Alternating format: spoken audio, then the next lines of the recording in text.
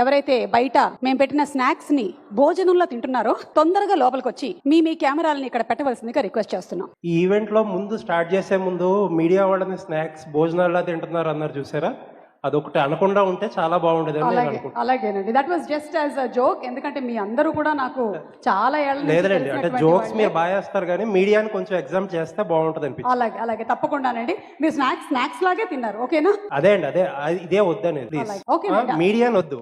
మీరు జనరల్ గా మీ యాంకరింగ్ అందరికీ ఇష్టమే కానీ మీడియా వరకు వద్దు. ఓకేనండి, I'm really sorry if I offended you in that way, but didn't. లేదండి, చాలా ఆఫెండ్ అయ్యాం, బట్ దట్స్ ఓకే. నిశాంత్ గారు, నాకు ఇందాక మీరు హట్ అవుతున్నారు అంటే నాకు సడన్ గా మీరు ఆ క్వశ్చన్ తో గుర్తొచ్చింది. ఇది మిమ్మల్ని క్వశ్చన్ చేయడం కాదు, లేదా మిమ్మల్ని నిలదీయడం కాదు, but I want always ask this.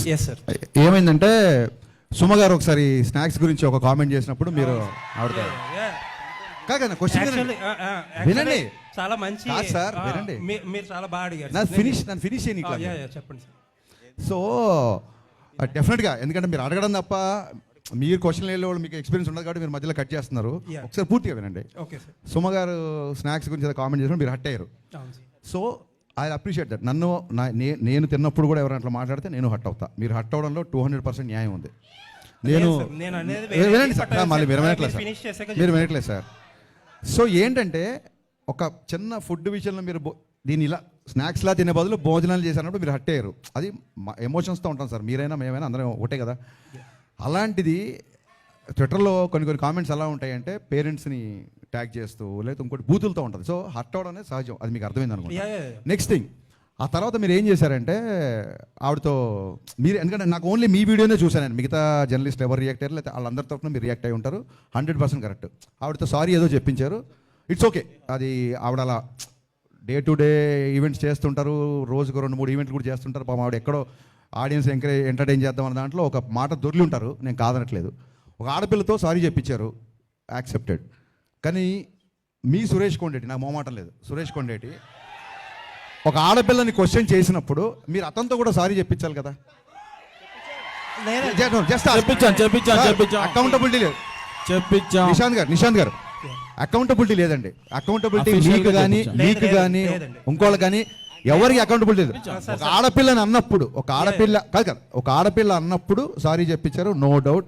ఒక ఆడపిల్లని అన్నప్పుడు కూడా సారీ చెప్పించాలి కదా సురేష్ కొండేటితో మీరు. అవునండి, నేను చెప్తాను. ఒకటి 2 things ఐఎమ్ డన్ అండి, నేను మధ్యలో కట్ చేయను, మీరు చెప్పండి. నేను 2 things అని చెప్పేది. ఫస్ట్ ఆఫ్ ఆల్, సుమగారు ఆ వేళ నన్ను అనలేదు, ఎందుకంటే I came very late to the event and ఆ రోజు నేను ఫాస్టింగ్లో ఉన్నా. But that secondary. బట్ నేనేంటంటే ఒక 150 మెంబర్స్ ఆఫ్ మీడియా పర్సన్స్ని వాళ్ళ తరపున మాట్లాడా. సరే, రైట్ రాంగ్ అనేది సబ్జెక్టివ్, అది ఎవరు తీసుకునేది వాళ్ళది. అండ్ ఇంకొకటి, సుమగారిని సారీ ఈ రోజు కూడా సుమగారు అని అంటాను, ఆ రోజు అదే అన్నాను. అవునండి, ఆవిడ మీద ఎప్పుడూ రెస్పెక్ట్ ఉంటుంది. అండ్ ఆవిడ ఆ ఇన్సిడెంట్ తర్వాత ఆవిడతో మాట్లాడడానికి ఆ టాపిక్ గురించి ఎప్పుడూ ట్రై చేయాల. నాకు తెలిసి అయితే ఎవరో మరి ఆవిడ చేత సారీ ఎవరు చెప్పి కరెక్ట్ అంటున్నా. ఇంకొకటి ఏంటంటే, మీరు ఇంకొకటి ఏదో ఒక జర్నలిస్ట్ గురించి నేను పేరు చెప్పడం మొహమాటం లేదండి, నేను చెప్తాను. సురేష్ కొండేటి చెప్తున్నారు, మీకు తెలుసో లేదో నాకు, నేను ఆయనకి చెప్పే, ఆయన సీనియర్ కాబట్టి నేను చెప్పకూడదు కానీ, బట్ ఐ థింక్ సో ఇప్పుడు ఆల్రెడీ అసోసియేషన్స్ ఉన్నాయి, దానికి తగ్గట్టు కొన్ని స్టెప్స్ అయితే తీసుకున్నారు కూడా. Thank you for your patience అండి. Thank you so much.